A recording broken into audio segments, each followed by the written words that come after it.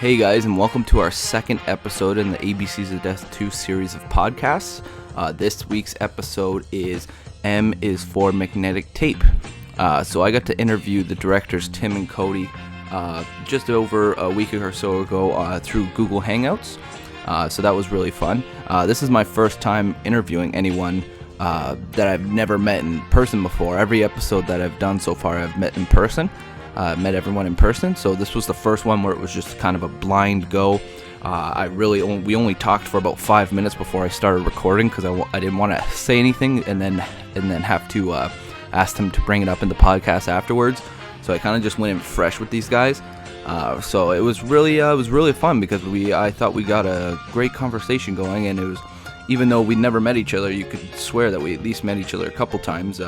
So I really liked the episode. We talked about a lot of different things, horror, and these guys are from Alberta, Edmonton, so they were talking a bit about that and video stores, and a lot of their shorts are based out of this video store that their friend co-owns, and so we talked a lot about that kind of stuff and a lot about a lot of foreign cinema that I wasn't fully made aware of, so I'm going to have to definitely check out some of the titles these guys drop in this episode because they sound like they could be, they're great films, and of course some of these I've never even heard of, so I got definitely check those out. But yeah, it was a really fun talk. These guys, of course, it's great talking to other Canadian horror genre filmmakers, and like I said, I had a great time, so hope you guys enjoy.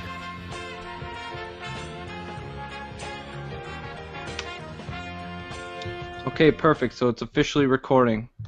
All right, hey guys, welcome to the podcast. My name is Chris. I am here for another episode of the ABCs of Death podcast. This week we are doing M is for Magnetic Tape, and I have the directors Tim and Cody. How you doing today, guys? Pretty good. Pretty good, man. I'm Tim. I'm Cody, and We're very happy to be on your show, and we're very happy everybody seen M is for Magnetic Tape. Yeah, you guys got a lot of views. I was actually watching it again today before this. You guys got over 8,000 views. That is awesome. yeah, it's cool. It's actually probably the most viewed thing we've ever made. So it's kind of cool to. I mean, that's why you're doing it. You're hoping people check it out, and they like it, they don't, whatever. It's cool that people are watching. So. Yeah, exactly. Yeah, that same with us. Like when we put up our short, that was the most. We got about just over 3,000 views, and that's like a lot of views that we've never got that many views before on something like creative that we made. So it's really cool. Have you guys been getting a lot of feedback from all the other people? Yeah, we've had positive feedback. Like it's been pretty cool to kind of hear what people say. They're digging it. They like the whole like retro kind of VHS thing that's going on. So we're pretty just much wanting to make something that people would have a good time watching. I guess just really silly, and it seems to be like that. So it's been pretty cool. I don't know, Tim, you got anything to add? That pretty much covers it. Yeah, we've got a lot of great feedback from some different media sources. A lot of websites that we've been dying to get on, like Twitch and stuff, finally recognized it, and all the great feedback we've gotten has definitely inspired us moving forward. So. Yeah, for sure.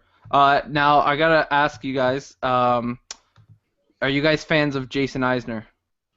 Yeah. Yeah, I could tell. I could tell watching Definitely. the short. Yeah, that's because he was a big influence for not really our entry, but for our thesis films in film school. I worked with the director before in film school, and I really like his stuff. And as soon as I saw your guys' short with all the crazy colors and even some of the camera style, I thought was awesome. I saw a little bit of what I would say is like Evil Dead mixed with kind of his camera style that he had for Hobo with the Shotgun as well. And yeah, I thought your guys' short was easily one of the best that I saw on the website. Go on. Thanks. Oh yeah, totally. That's you pretty much nailed it. I guess you could add like really the only other thing would be a lot of Hong Kong like 1980s to 1990s like Hong Kong action black magic fantasy movies always have like super wild like kinetic cameras. So Yeah. Oh yeah, we're definitely drawn from the same places as Jason too, with like the VHS and the magnetic tape and kind of that old analog feel to to his movies. I think we're definitely drawing on that kind of sensibility too. Yeah, you could tell watching the short. That's one of the reasons why I liked it a lot. Is just because I love that crazy color palette and all the craziness that kind of comes with that. So before I kind of continue on the short, I just wanted to ask you guys a couple more questions. So where are you guys from exactly? Edmonton, Alberta. Okay. Yes. Okay, and how did you guys meet? In high school, actually. Grade 10 English class, we sat next to each other, and I was drawing goofy pictures. Cody liked them, and then we hung out for a little bit and realized we both love some pretty bizarre movies. Cody, being definitely the guru of absurd cinema, showed me a few things or two, and then a few years later in drama, we were making movies together, and that just continued right out of high school until today, where we're sitting in our house together, in our living room. We all live together in the literal house of heathens. That's awesome. So the video store that you guys use, I actually went and checked out some of your other stuff on YouTube. Which, by the way, I'm a fan of you guys' work now, because I saw the They Live short, and I saw the I can't remember what you guys titled the other one, but with the tape growing out of his face, like Videodrome style. Yeah, those ones were awesome. I could totally see you guys. I don't know if you have this in mind at all, but like a web series, just based in your guys' video store. Do you guys work there? Do you own that? What's the deal there?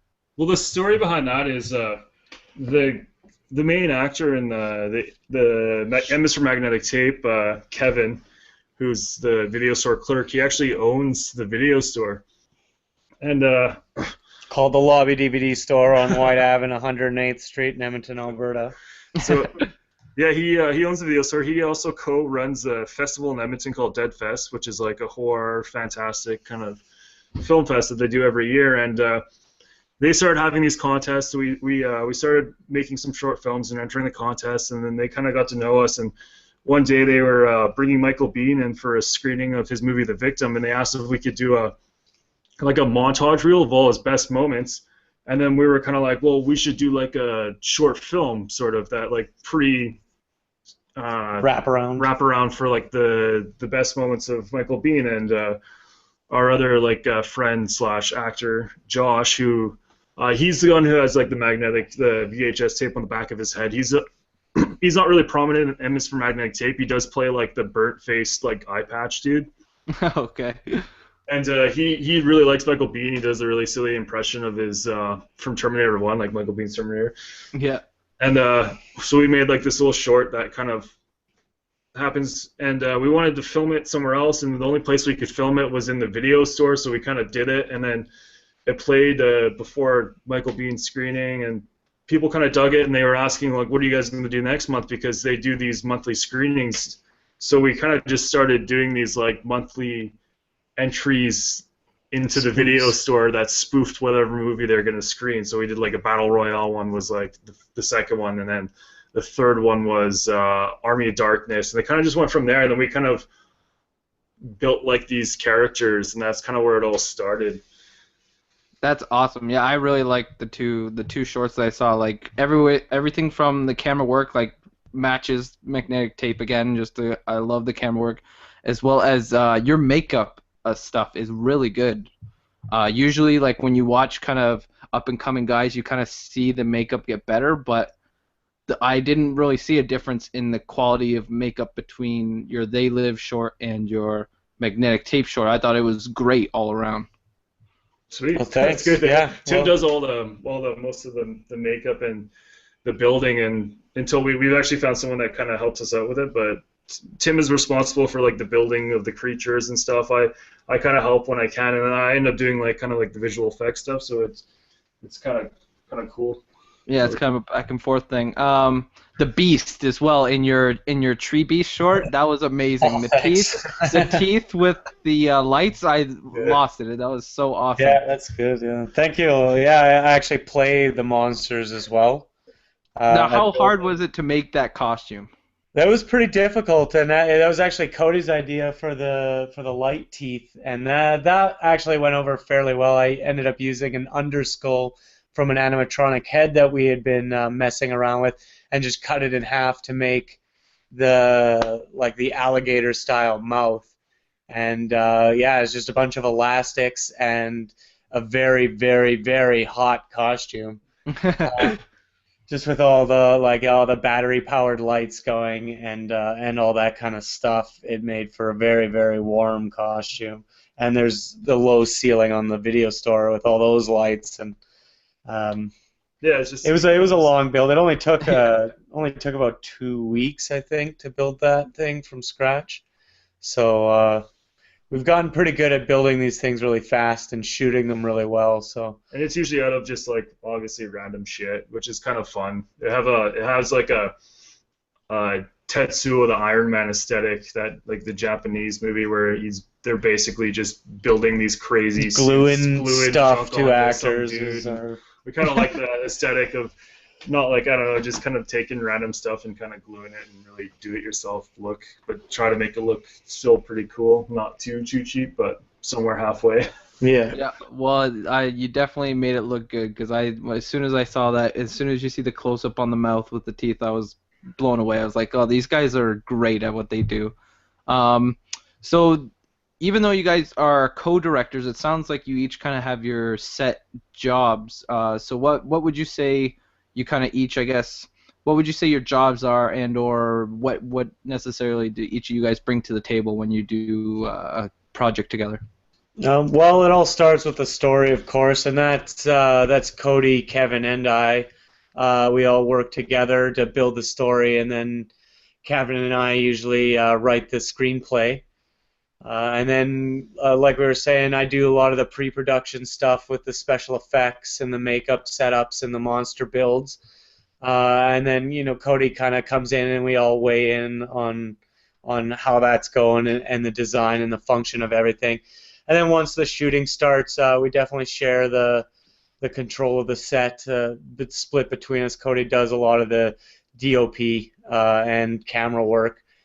Pretty much solely himself, and we just kind of trust him to do that. And I usually kind of interface with our assistant directors, or if we even have one, some of the crew, and I set up the special effects. And I deal mostly with the people. Cody handles all the tech, and when the job's done, we feel like Cody does a lot of the editing, but we feel that all of our input has made something that neither of us could have done alone. It's kind of like a one brain thing. We've done these things together for so long that we kind of take each other's shit, mostly my end, but we just always back and forth. We're always on the same page usually, and if I think something sucks, I'll say it. If Tim thinks something sucks, he'll say it, and we'll just kind of come to an agreement usually. And it's we have a pretty ragtag group of people that help us out. Like at first it was pretty much just like three of us, and there's Tim's holding a light and like the sound thing, and I'm holding a camera and trying to like do something with my foot, and we're kind of just doing it. And then now we have a couple people that come out and help, and we're trying to build like this ragtag crew that we can do further projects with. So. Mm-hmm. That's awesome. So how many guys would you say? So obviously you're like They Live Short and all that didn't have as many crew members probably as Magnetic Tape did, I'm assuming. Yeah, very true. Yes. Yeah. That So one was shotgunned together in I think 2 days. We did. Cody had already built that awesome mask, and we just kind of threw it together. With my girlfriend plays the girl, and she's like she's a key on set. She's one of our ADs. So yeah, like that was a crew of maybe 6 or 7 people, and I think we had 14 on Magnetic Tape, including the ninjas, because all those ninjas actually play. As they play the ninjas, those guys are all crew that frequent our shoots here and there. So we just kind of double-purposed them, and one guy's holding lights while we're shooting the other ninjas, and then it kind of goes back and forth. And then we had a few extra hands just for the rare wide shots that we did, the 2 or 3. Yeah, for us it's like a learning process, because like the MS magnetic tape was like 2 days. It was a weekend. We kind of we had everything pretty planned out, and we knew like when we needed more people and when we didn't. Because like in our earlier shoots, like the Christmas episode, like that whole end sequence, it was just the 3 or 4 of us, and it's growing. So we're On Sunday night at 2 in the morning, we're trying to get blood all over these guys, and they're also having to hold lights. It's shifted from that time last year to now. I think we've gotten enough of a fan base that our crews are easy to build, and with the other one, with the last video store short touring festivals, we've been able to get a lot more serious people out to help. People with semi-pro experience, and which makes a huge difference, we've found. That is awesome. So the last video store, that's a short. Then I was actually going to ask you guys about that, but since you brought it up, might as well bring it up now. So that's a short that's making the rounds then? Yeah, we basically we kind of rebooted the idea with all the previous short films that we had, where we had this video store clerk and then his sidekick character that just hung out in the store, and we kind of started from scratch, and we changed the lighting, and we kind of created this world within like the last video store, and it's pretty much could act like a first episode to a web series / right back to that web series thing. That's what that was. I would definitely be a viewer of that web series. That was the initial plan, and this short, it's about 10 minutes long, like I said, as touring or just kind of wrapping up its festival tour season. We got a few more left internationally, but in Mexico and Europe, I think there's a few more to go. But after that, we will be posting it online.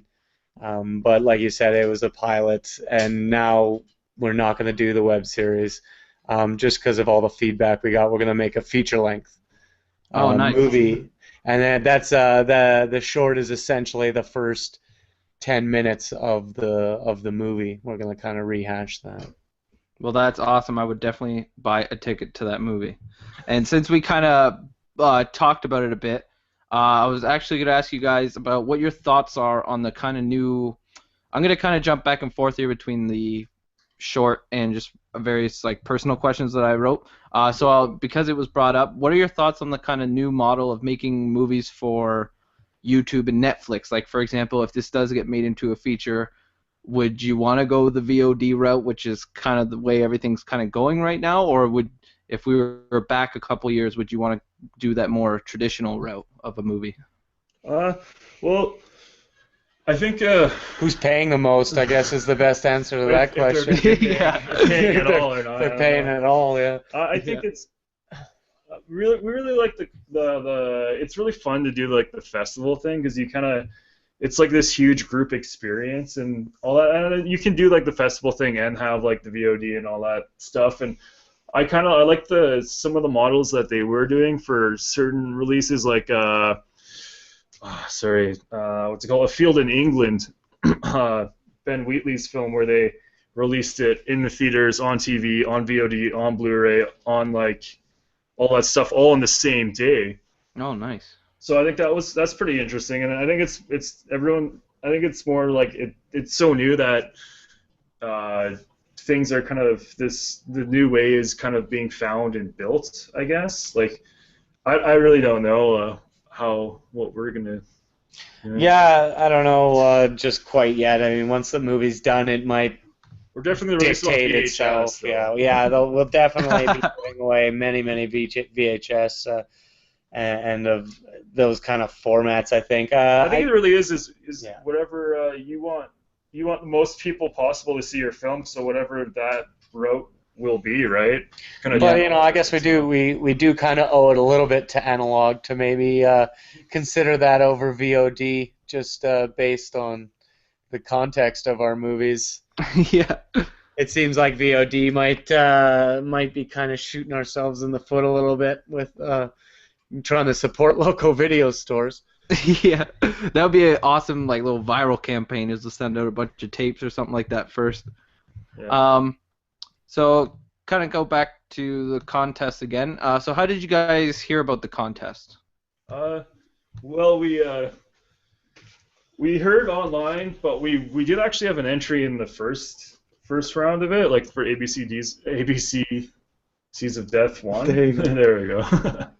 So we basically saw like the thing on Facebook pop up, like the contest for ABCs of Death 2, and that would have been, I think we saw that right in August, Yeah, and we kind of were uncertain if we wanted to do an entry because they didn't release a letter or anything. We're like, well, if they do something that we could possibly relate to the video store, we're totally going to try to do a video store one because it would help, people see it. And we were planning on doing some sort of either feature or web series, which we kind of landed on the feature.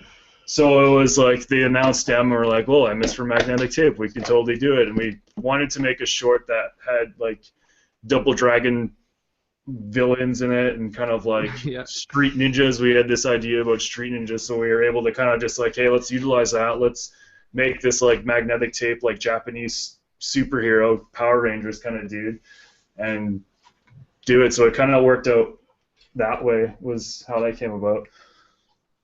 Oh, well, that sounds about right. That's kind of the same way we work as well. Kind of think of what you got first. So yeah, I guess that's the best way to work, especially when you're on no budget. Which, by the way, what was your guys' budget, if you don't mind me asking?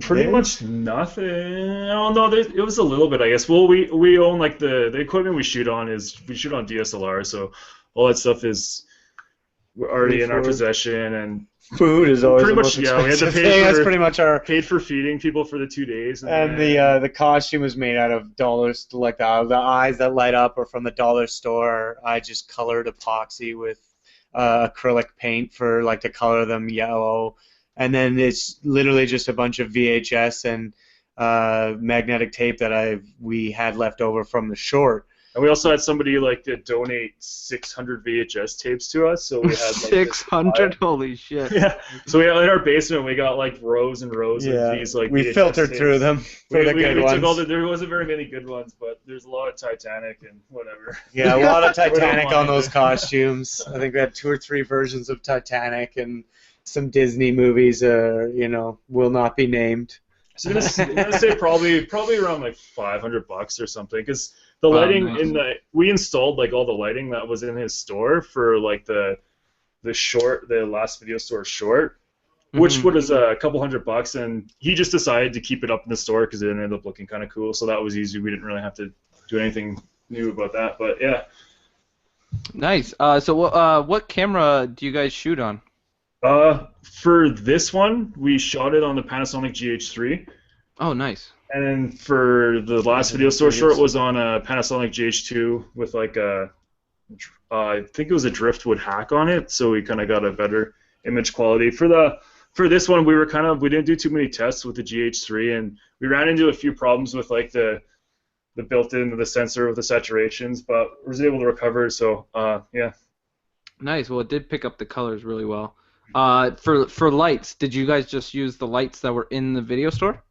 Yeah, we actually, those lights we installed for, like I was saying, the last video store short. If you watch some of the earlier shorts, like Friends Forever and like the They Live one, those were kind of like that was the lighting that he had in his store, were just these fluorescents. So we ended up installing a bunch of like gelled fluorescents in like key areas, and then LED like strip lights in the corner and a couple lights here and there where we needed them.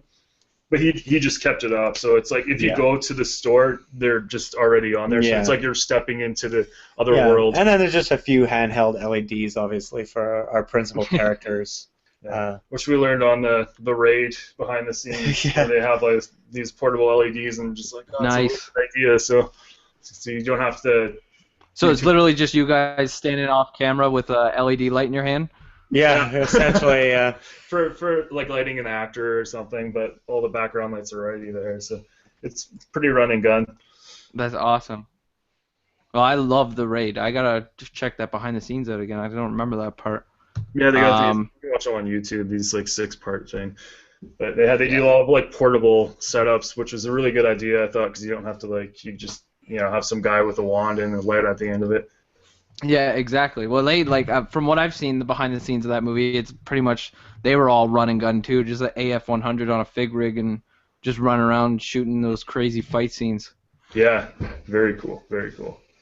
Yeah, I can't. Have you kind of off topic? Have you guys seen the trailer for the second one? Yeah, oh Yeah, yeah. I sure did. I kind of liked how he, because I really liked the way the first one was shot, but I liked in the trailer he kind of seemed like he locked off a lot of shots and kind of, he's looked like he was trying to compose a lot Play a bit with style. less docu film style. And like Yeah, those Japanese actors that were in the trailer there are notable dudes, so that's yeah, it's gonna be pretty cool. yeah, I can't wait. That movie is gonna be kick-ass. It looks awesome. So you kind of mentioned how long your shoot was. So was it 2 full days or was it 2 half days? What was it? Was it really long shoot or no? It was actually pretty quick. It was pretty quick, like Cody said. 7 hours? Yeah. Two 7-hour days or something? Well, That's not 1/7, bad. 1/10. We did a couple of the effects later. It was all the main stuff was the weekend, and then we Yeah, went back and did a couple close-ups with like a stab effect, and like the head rip was the head was tear. a couple hours like on one of the. Nice. So yeah, we just try to localize. So all of our where did you effects. guys get all these? Okay, sorry. Yeah, there was a bit of delay there. I thought you guys stopped talking. Sorry. Okay. Go Well, ahead. my next question was, where did you guys get all the actors for the show? Are those just buddies of yours? Kijiji? What did you guys do there? Pretty much For the most part, it's all friends. Charles, who played the main bad guy, the Robert Patrick Double Dragon Batty. We met him through some other contacts. Actually, we met him through one of the guys that plays the Ninja. He's also a local filmmaker here and has worked with Charles. We saw his work and really appreciated it. So we kind of teamed up with Charles, cut him a deal to film some personal stuff for him, his stand-up comedian routine, and then he came out and helped us out. And he's really the only other actor, save for Mark Meir, who's kind of a local famous guy. He does the voice of Colonel Shepard in Mass Effect 3 that's made in BioWare here in Nice. Edmonton. So he did the voiceover at the beginning, so it is legend, and then the tape that appears at the end.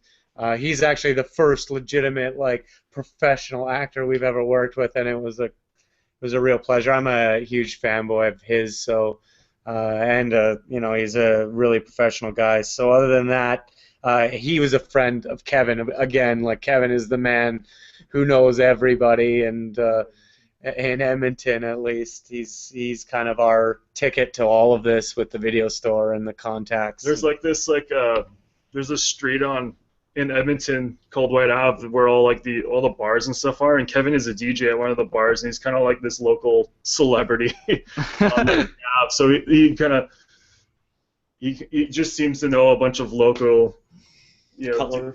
local color that it's like, oh yeah, Kev, okay, well we'll help you out, and it's kind of cool. Well, that is awesome. That is, yeah, definitely to get a professional actor in there, especially if you're a fanboy, that is got to be definitely a dream come true, somewhat of a dream come true. Absolutely. Well, it feels like I'm making progress regardless. Yeah, exactly. Yeah. So from what I'm getting from this from talking to you guys, it sounds like you guys do a lot of film stuff where you are. Do you guys work in film full time? I know. Well, I work for a company called Go Auto in Edmonton, and they're like a car dealership group, and I do video for their Facebook and YouTube and stuff like that. Pretty much anytime they need the video, that's like my full-time job. And we pretty much just do this kind of as soon as I'm done work. I do this. Tim. Yeah, does I part-time don't know. I work. guess you could call it full-time movie stuff. I don't have a job really. I do part-time work as like a teacher presenter of animals and strange creatures, but I only work probably 2 or 3 times a week. So I do work on this stuff quite a bit, and we do make these things at really breakneck speed for the last 2 years. We've just been pounding them out. It was month to month, and now it seems to be happening in 3-month intervals. So Mm-hmm. we get Well, a you bit guys more are- time to set up, but not a whole lot. We're still pounding these things out like crazy. Well, that's awesome. Yeah, you guys are definitely doing some good stuff. Um, I gotta ask, how did you do? So the magnetic tape suit. So you guys already kind of described it before. So that's just literally a guy wrapped in tape Yeah. from old VHSs. Yeah, Well, that's it's me. I put on a spandex suit and glued foam to the spandex suit to secure the tapes in all their shapes and forms.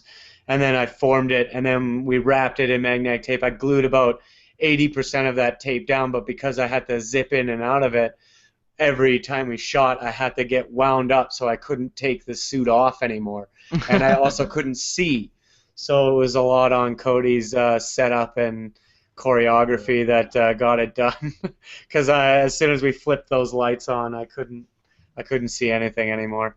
Oh man, that must be brilliant. And you're supposed to be fighting people at the same time. That's hilarious. There's some pretty funny takes where he's got to do like some poses where he's posing off to the side, and we have to kind of like take him and like, no, you gotta kind of go straight. Yeah. He's completely blind acting, which is it's fun, but. How did you kind of get into all that stuff? Was it like your love of horror growing up and watching those behind the scenes videos? Definitely. I gotta attribute Lord of the Rings 29 hours of behind the scenes for really getting me into like learning that even on the furthest reaches of cinema and the biggest budget movies, they're still grueling away hour after hour building these things practically. So that was a huge inspiration coming out of high school, and I always just loved monster movies and the Swamp Thing and all these great tales of guys just going into the costume and getting it done. Tom Woodruff Jr. is a huge inspiration for me as well. Yeah. He's done a lot of the alien work. He builds them and then plays them. He says a lot of things like, nobody knows the costume like the man who built it. So that's been a huge inspiration for me, and just doing that kind of stuff I find really gratifying when that monster performance takes it to the next level, as opposed to just gluing, cake mix to somebody's face and calling them a zombie. Yeah. I think making a full-fledged monster and really breaking that human shape is a goal and a dream of mine. So. Well, that's awesome. I love that makeup effects stuff. I actually have a cousin who works in that field, and I admire the hell out of that work. I can't do it myself. It sucks. I tried and I just fail. I'm better at the tech stuff. But yeah, I have a huge love for that makeup stuff, like Greg Nicotero and Howard Berger and Dick Smith and all those guys like this making magic over there. I wish I could do stuff like that. Yeah, so how was your editing process?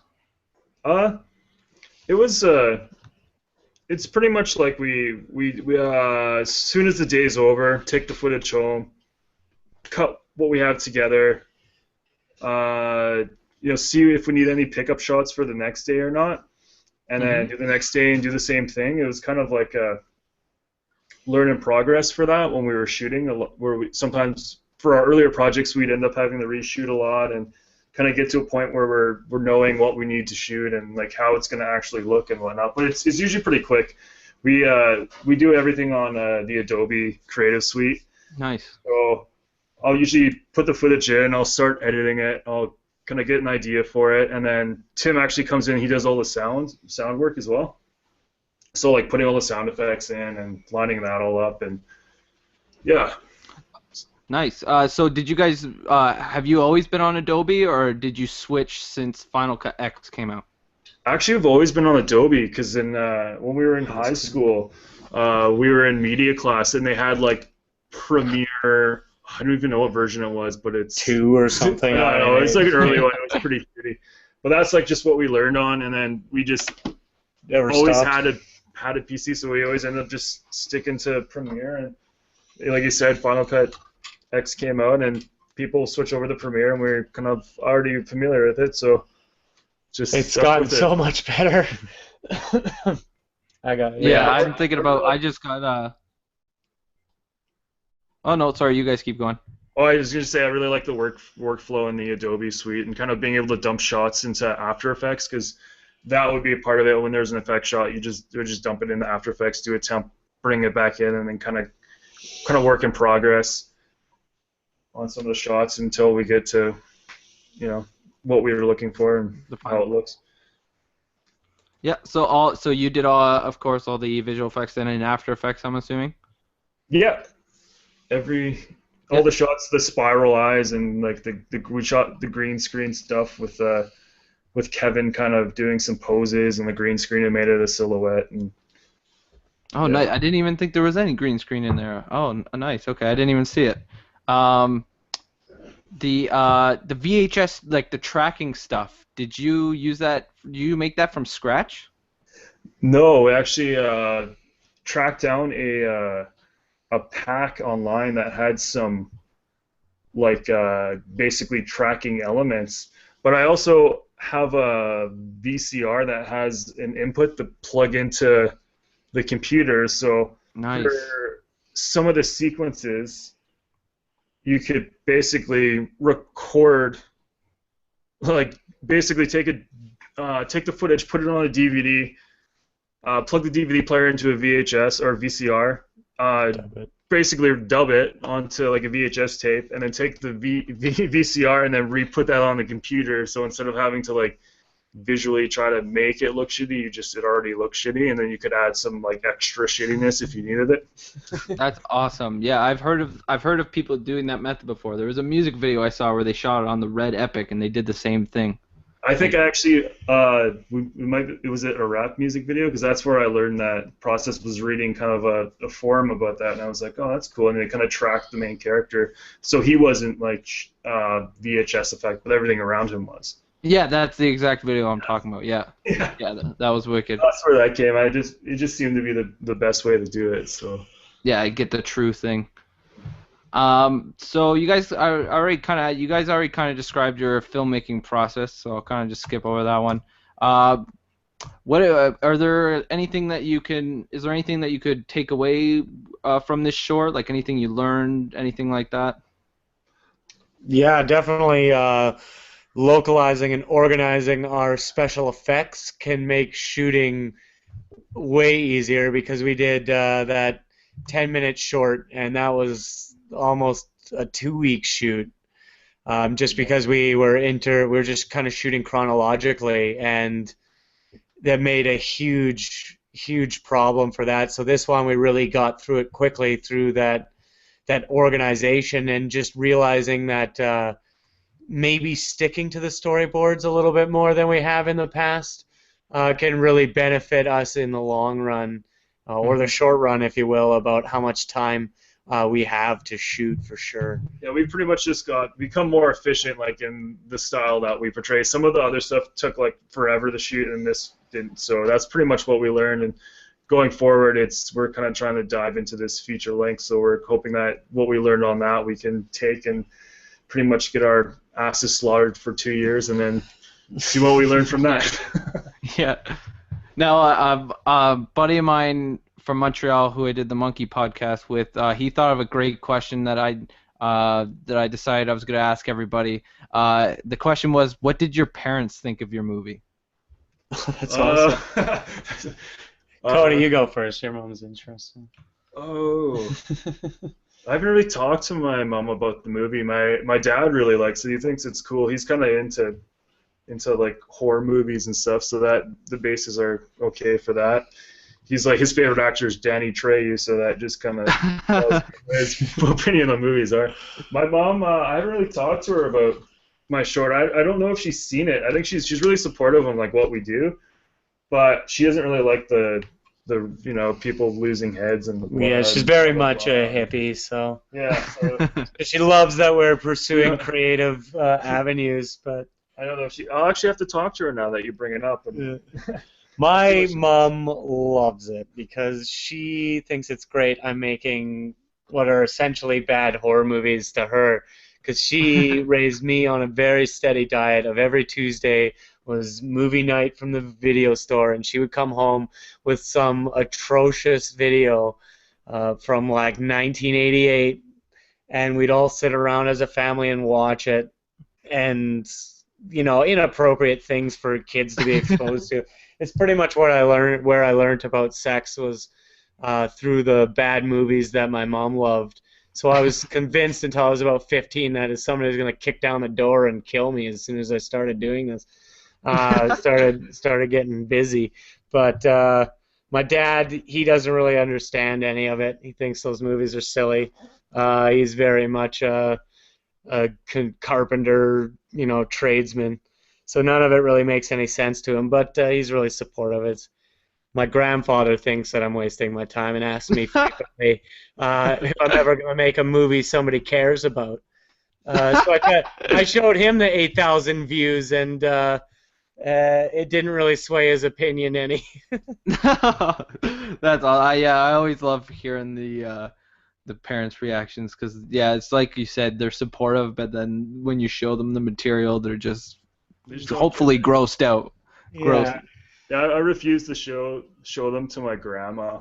She's just such a sweet old lady, and she's like, oh, you should show me one of your shorts, and I'm like, I don't know. Oh dear. Yeah. That's awesome. So what were some of the other submissions you guys that you guys liked that you would like to kind of give a shout out to, I guess? Well, definitely M is for Monkey. Oh, thanks. Awesome. I had a very old school slasher vibe to it. So I really enjoyed that, seeing as we're both a big fan here of just nostalgic cinema. So thank you. Yeah, we tried to go for that kind of 80s vibe as well. Kind of maniac, kind of killer guy, which is cool. Exactly. I don't come up with these ideas. My partner Corey does, the director. And so I'm always just down for anything. So when he sends me a script that says M is for Monkey, I'm always just going to say yes no matter what, just because I have no idea what's going on in that guy's head. And I just watched Maniac Cop 2 last week on Blu-ray, so that's nice. That has that vibe. Definitely M is for Middle. Yeah, I was going to say M is for Middle. I really enjoyed that one too, the Japanese submission. Because to me, it had like an actress in it that's in a lot of movies. I've seen Japanese movies, and I just felt it was really, really well done. Like, really cool. I imagine they had like some sort of budget for it, or I don't know. It was awesome. Yeah, I liked one of the M is for Messiahs. I'm a huge sucker for like cultist conjuring meetings and that kind of stuff. So it doesn't matter really what the end of Kill List made me so happy. Just because I love that kind of weird madness that in the mystery that surrounds it. I thought those guys did a good job. The one where the chick kind of kills everybody, and that was the sacrifice. They slit their own throat. Starts falling apart. Yeah, I like that one. Yeah, and that one was really well shot too. Yeah, the guys that did that did a really cool short called The Mermaid, I believe. I didn't see it. Where it was on. It's kind of like a circus. What's that circus TV show? Circus meets like The Thing kind of style. Really cool practical effects. Okay, that's really cool actually. What else? I like Marauders as well. I miss for Marauders. I thought that was kind of in the same vein of some of the stuff we did, but they shot it on like I think it was 8mm film. Yeah. Well, that was kind of neat, and like the whole concept of that. There's so many though. There's so many great entries and filmmakers, and really cool to kind of see everyone come together and like doing this with you right now, and kind of starting this community, kind of being a part of that community, worldwide community. So. Yeah, that's what I was kind of trying to do. I haven't really done the podcast in a while, and I thought I would kind of start that back up, and I thought a good way to kind of do that was to kind of see how many people I can get to kind of just chat about horror movies, like stuff that we're passionate about, of course. And like I know I'm doing one with the guys who did Mailbox pretty soon. Oh, cool. Yeah, those guys are cool, good stuff. Yeah, so I'm hoping their English is not too bad, because those guys are from Brazil, but their short was just kick-ass. Oh, yeah. Very beautifully shot. Yeah, exactly. They shot it on a red too, so I'm curious to talk to them about where they got their equipment and their budget and stuff like that. I'm Mhm. also doing the manure guys and Oh man, that the was cool. yeah the like the poo zombie, Yeah, almost like the poo monster from kind of remind me Toilet of the man. creature, the Splinter. I don't know if you've ever seen Splinter. I have not Really seen Splinter, cool no. creature in it that kind of had that that feel to it. Yeah, they definitely sold it. Like Yeah, when that zombie popped up, like it looked legit. Um, yeah. and what was the other one that I'm doing? Oh, I'm doing M is for Merman as well. No, Yeah. I'm doing one with those guys as well. I don't think I've Yeah, seen that one was cool. I watched that. I'll have to show it to you too, man. Yeah, interesting idea. I did enjoy that one. So yeah, I'm kind of just going out there and just talking to them, just like I'm talking to you guys, just reaching out to other filmmakers, you know. That's awesome. Uh, Hats off to you, man. This is a great way to connect as filmmakers and network, internationally, as well as just in the country, and see really like this is and even with the podcast, it's a great way to get a vibe for some of these up and coming talents, like some of these people that did these shorts we're all talking about, like definitely futures ahead of these guys, because everything I found this year, everything was shot remarkably. mhm. So I'm really excited to see what the future holds. Even some of the ones with maybe not the best realized ideas or costumes looked immaculate. Mhm. So we're going to see, I think, in an age where cameras have really bridged the gap for a lot of people and made it a lot easier. I think we're going to get a lot of creative looks on maybe traditional ways of shooting now, because you get people that are just coming into this with their own ideas and nothing, spoiled by a textbook format. And I think that's really going to be exciting for the next few years about the way things look and the way things are coming together. And what you're doing is great to maybe even connect these guys um, with people like us and other types of filmmakers. Yeah, thank you. Yeah, that's why I just love talking to people about movies. That's what I've been doing. Like I know when I showed up first day of film school, when I showed up and you don't know anybody. I moved 20 hours up north by myself, didn't know anybody, and of course all these people are there that love movies, so you just form this bond no matter what. Like this is honestly the first time I've talked to anyone over like Skype or whatever before to do like a podcast. Most of the time I've kept it local or I've gone somewhere and been in the room with them. But the conversation I find that we've been having has been very laid back because we both know that we have the both have that same passion for film, even though we've never seen each other a day in our lives before. Yeah, Well, it's we really can cool. see you. Yeah, Oh next yeah, time you I'll guys have to can get see up me. Yeah. yeah. I'll have to get the camera working. Yeah, it's really cool. Yeah, more than happy to do it anytime. Awesome. I gotta ask you guys, is there a film? It sounds like there might be a bit of a film scene where you guys live. Is there like a film scene? Like, is there a lot of festivals or a lot of like a film-related events that go on around you guys? I think it's sort of growing. It's in its infancy, and like it was mentioned about they have Dead Fest, which is a horror film fest that's kind of growing into the fest to go to when you come to Edmonton if you're in here during October.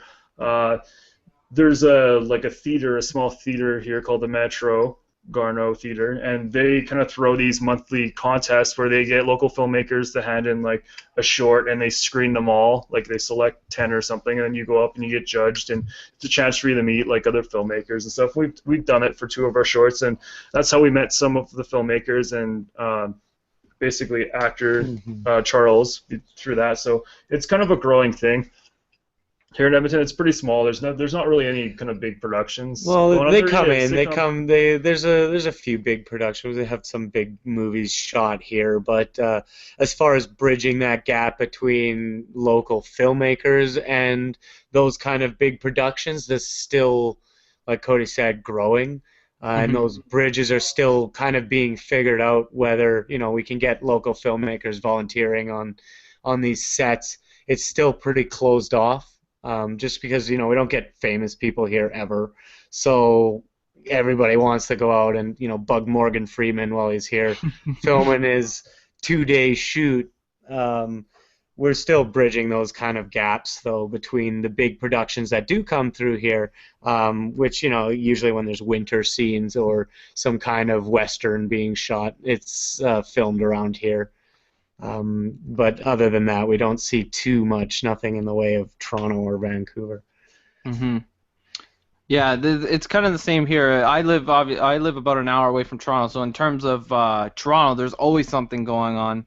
But around kind of my town, there's not much to do, especially in genre filmmaking, like horror and stuff like that, I find. So that's why I've been, again, kind of been doing this podcast, because I get to reach out to those guys who I know would have a similar taste in what I have. Couple questions left for you, and then we're done for the night. But I've really enjoyed this podcast so far. I would have to ask you guys, what are some of your favorite movies? You can go first. You're gonna name like 20. Okay. Oh shit. Well, it's always changing, so. Yeah, me too. Current favorite? Oh, okay. So some of the favorites. Well, any like really awesome '80s kind of creature feature like The Thing, like John Carpenter, early John Carpenter stuff is always good. I'm a fan of Ben Wheatley, who did like Kill List and A Field in England. Some other ones. Any like random kind of junky, like I said, Hong Kong movie from the '90s that has like black magic or. Holy Flame of the Martial World, if you're considering watching Kung Fu Black Magic. That was one of the best movies I've ever seen. There's more things hammered into that than your brain can even understand, and more awesome fight scenes than can even be conceived. Every fight scene is different, and yeah, it's amazing. The magic is crazy. Pretty much any movie from the guy that did The Story of Ricky-O, because he's kind of famous. Everyone knows like The Story of Ricky-O, but they've never. I mean, I shouldn't say that, but he's made like some really crazy movies. He did this one called The Seventh Curse, which is kind of like Indiana Jones, but black magic, sci-fi, weird, kind of over-the-top splatter gore. It's got Chow Yun-fat in it, rocket launchers, like alien-inspired pterodactyl creature and like a baby masher in it. Like it's really weird and really fun. And just Tetsuo the Iron Man, anything from Shinya Tsukamoto. Some of the new ones, I really like Journey to the West from Stephen Chow. I thought that was really fun. Yeah, that was amazing. That was a cool one. Yeah, definitely the Hong Kong cinema for sure. I am more of a classic, well, not classic, but classic to me, 80s horror fan. Love The Fly. It's definitely one of my favorite movies of all time. Videodrome, pretty much. Yeah. 80s, 90s Cronenberg. It's all good to me. That kind of stuff. Candyman, just recently rewatched that, so I'm gonna give a big nod to that. If you haven't watched that movie in a while, give it a go, because that is actually legitimately one of the scariest horror movies I've ever seen.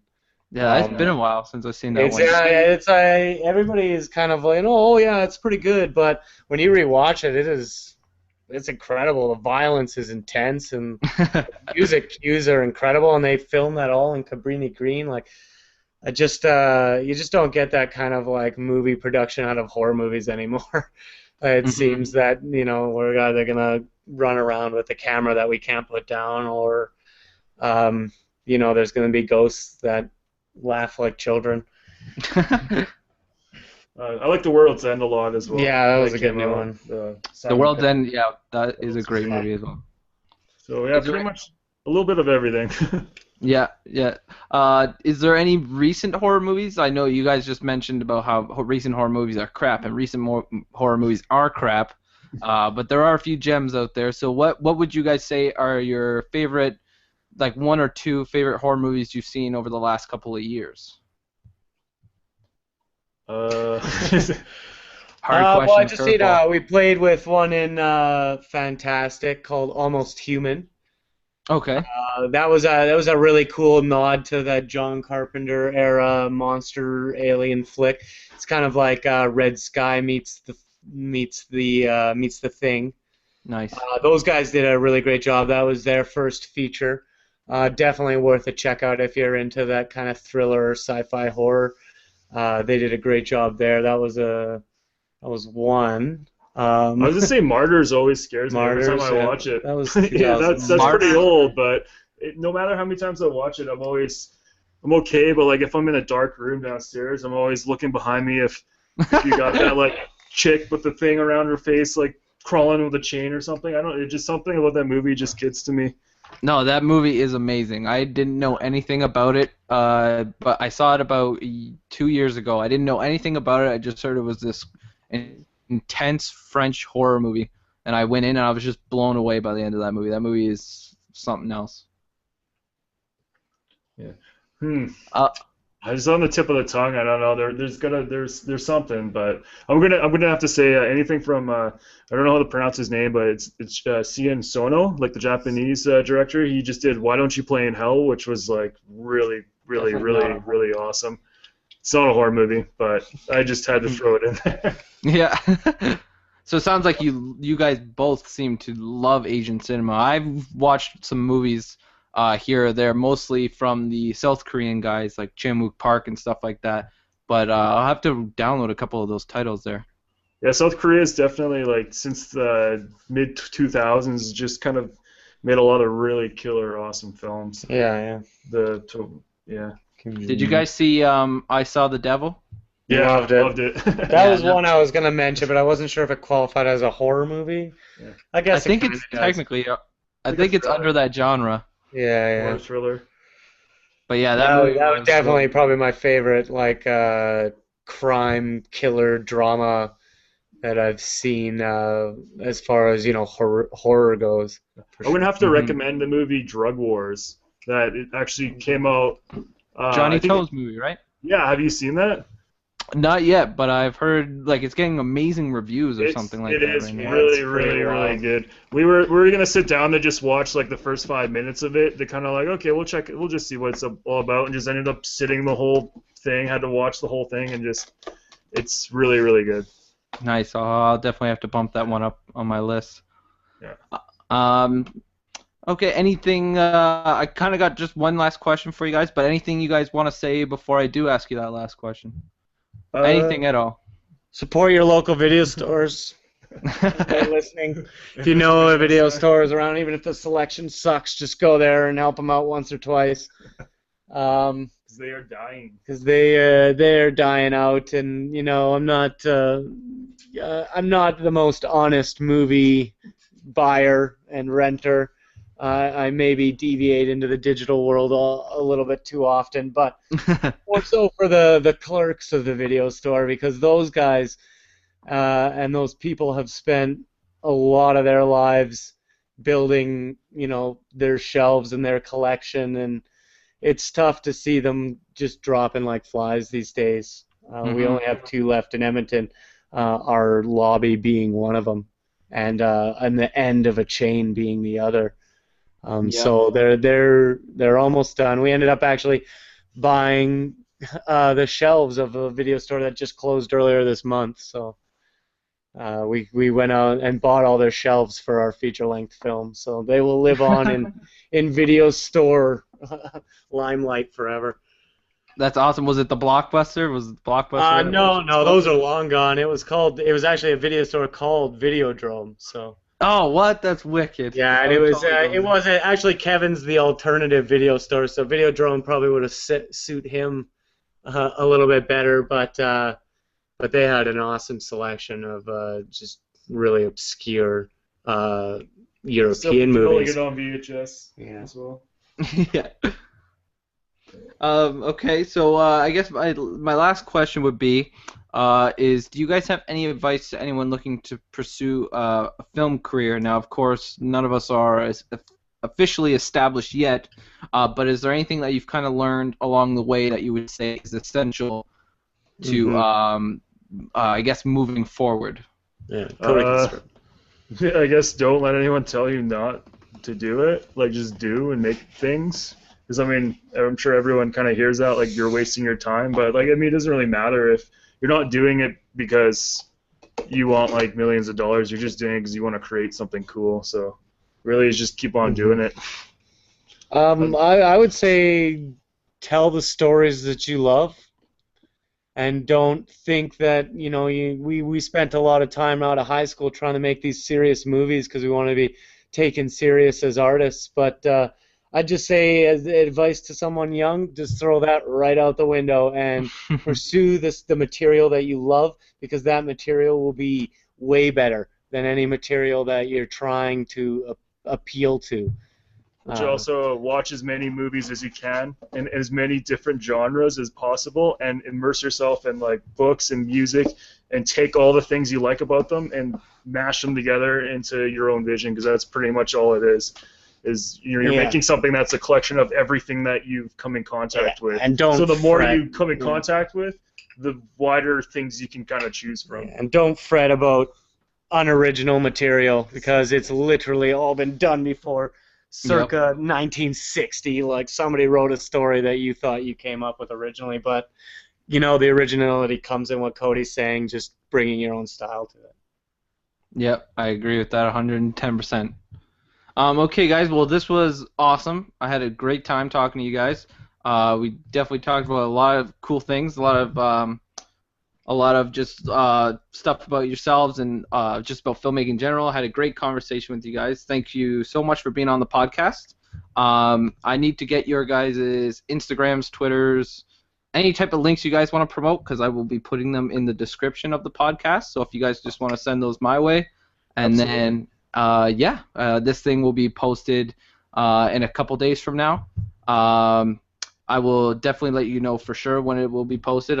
What I do now is I download it off of YouTube, and then I convert it into a AIFF file, add a few things here and there. I usually do an intro, and then Cool. And then it gets posted. Thanks, man. It's been a pleasure. Thanks for having us, and hopefully we can talk again sometime soon in the future. I would love to talk to you guys again. Anytime you guys have like anything you want to promote, or just like we're thinking about. I was talking with when I was doing the Monkey podcast. One of the actor that was in it. We never met him before. He literally showed up on the day of day one of filming, and that was the first time both I met him and the director Corey met him.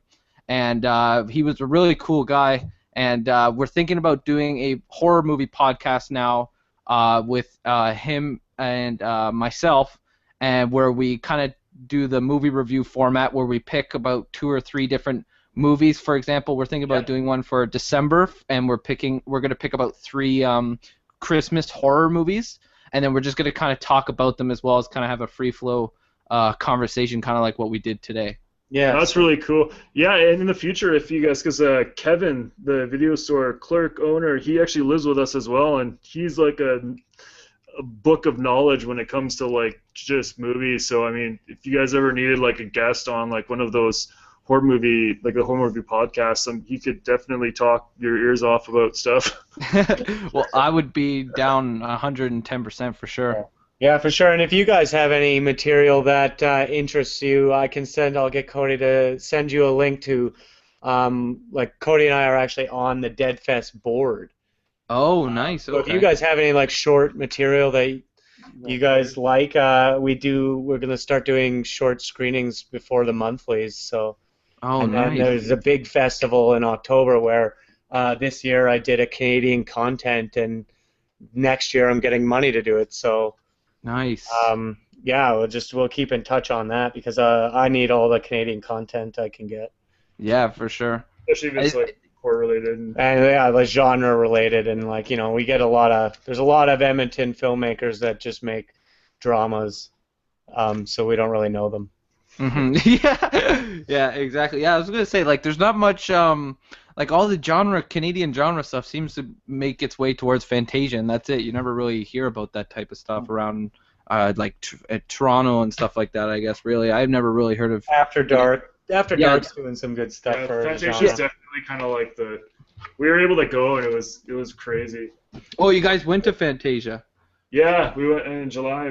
They played our short before the movie Samurai Cop, which was like super like B movie night basically. That is awesome. I had the chance to go hang out. We actually I stayed for a week. Tim stayed longer, so he had the chance to like kind of talk to Jason Eisner. Even though everyone wants to talk to Jason Eisner and blah blah blah, but yeah. Yeah, it's it's really cool experience because you're just surrounded by like all these people that just like you said have so much passion towards that kind of stuff everywhere, and they all like there's a pub that you go to after where you can kind of just talk with filmmakers and the film like promoters and guys from whatever like anything to do with that kind of genre stuff are there, and they're just drinking and you're talking about it, and it's really cool. That is really cool. Yeah, I'm hoping I can make my way there next year because I Definitely really want to go. should do it. Definitely should. I know. I wish I went last year or this year because didn't they do the World's End premiere there with a Q&A with the guys as well? They did. I didn't have a chance to see that. That was a very because the festival's like 2.5 weeks or 3 weeks, so we stayed for like the first week and a half, and it's cool. Yeah. Yeah, I can't wait to go. I've definitely got to hit it up next year. hmm All right, guys. Well, that was awesome. I'm gonna log off now and start processing that podcast. But I definitely had an awesome chat with both of you guys. Cool. Thanks again. Take care. Thanks, man. Okay. I will send you the link once it's been posted. I'm just waiting for iTunes to approve of my feed thing that I have on Podbean right now. So hopefully it'll be on iTunes. Cool. That'd be wicked. Yeah. Help promote it. Yeah, please. Thank you. Share it on Facebook. Cool. Awesome. Sharing All right. is caring. See you later. See ya. All right. See you guys. Have a good one. You too.